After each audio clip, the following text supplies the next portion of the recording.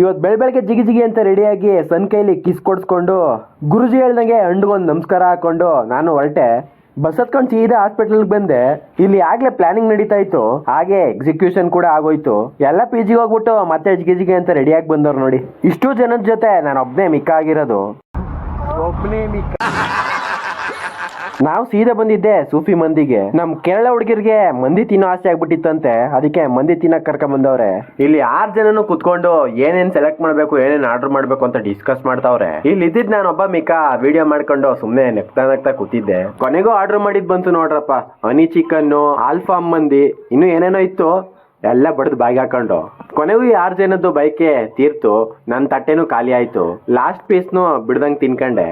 ಆಮೇಲೆ ಮತ್ತೆ ಬಸ್ ಹತ್ಕೊಂಡು ನಾವು ಸೀದಾ ಬಂದಿದ್ದೆ ಟೌನ್ ಹಾಲ್ ಕಡೆಗೆ. ಪ್ಲಾನ್ ಇದ್ದಿದ್ದು ಅಂಬಾರಿ ಬಸ್ ಹತ್ಕೊಂಡು ಸೀದಾ ಬೆಂಗಳೂರು ಸುತ್ತಾಡೋಣ ಅಂತ. ಅದೇ ರೀತಿ ಬಸ್ ಹತ್ಕೊಂಡು ಸೀದಾ ಬೆಂಗಳೂರು ಸುತ್ತಾಡಿದ್ದಾಯ್ತು. ಹಾಗೆ ಒಂದಷ್ಟು ವಿಡಿಯೋ ಕ್ಲಿಪ್ಸ್ ತಗೊಂಡಿದ್ದು ಆಯ್ತು, ಹಂಗೆ ಒಂದು ಡ್ಯಾನ್ಸ್ ಆಡಿದ್ದು ಆಯ್ತು. ಸದ್ಯಕ್ಕೆ ಇವತ್ತಿಗೆ ಇಷ್ಟೇ.